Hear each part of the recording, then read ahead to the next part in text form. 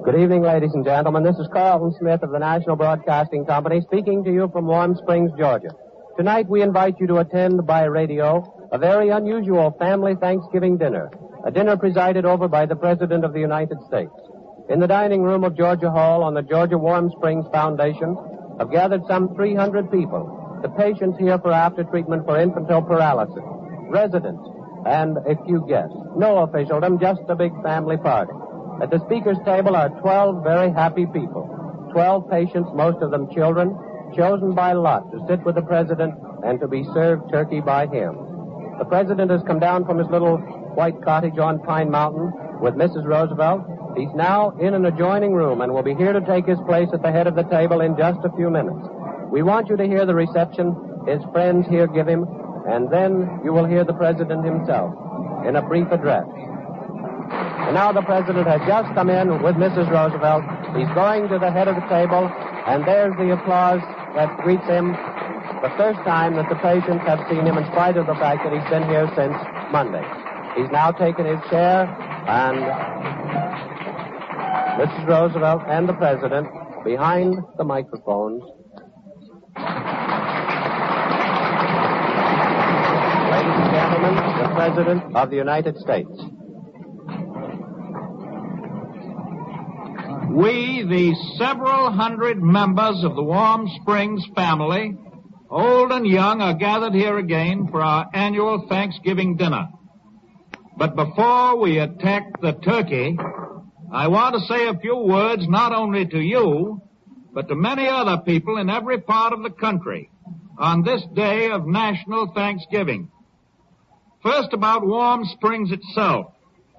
The physical picture draws nearer to completion each year.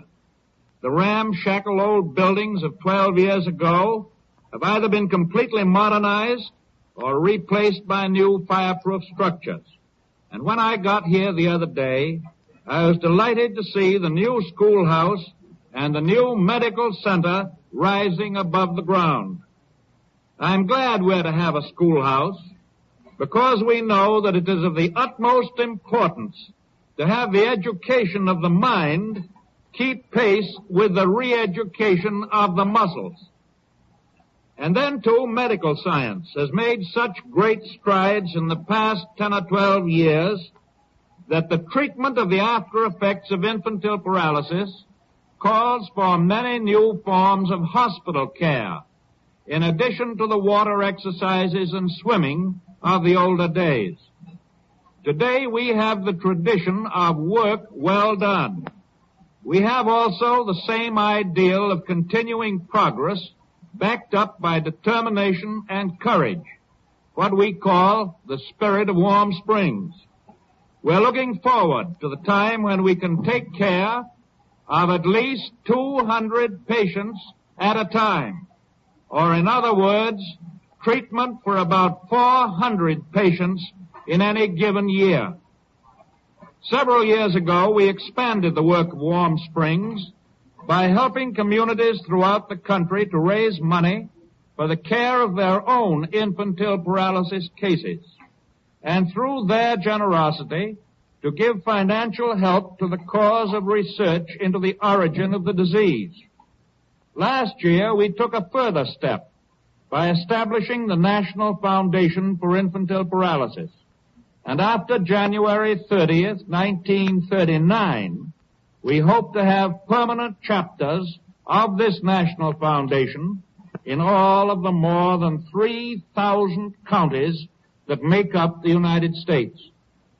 At the time of the birthday celebration, half of all of the funds raised in each county will be retained in trust for the chapters for local use, and the other half of the fund raised will go to the National Foundation for the national fight against infantile paralysis.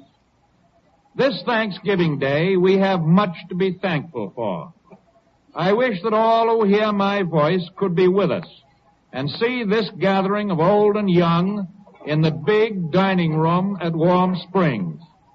We are thinking not of ourselves alone, but of tens of thousands of other children and grown-ups, and wishing for them that they may be having an equally happy Thanksgiving. Lots of turkey and lots of fixings. I have had many telegrams today, Thanksgiving telegrams. There's one that I want to read to you from an old friend who's helped Warm Springs in past days very greatly. Eddie Cantor, the comedian, the actor. And he gives me a thought that I think we can all think over. May you and yours have a happy Thanksgiving.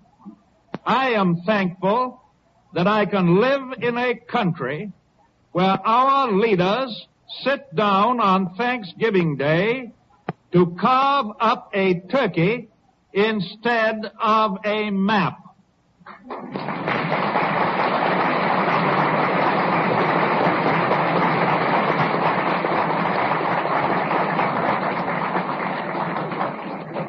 Now, ladies Now and we'll gentlemen, have the blessing said, and after that, we'll go to it.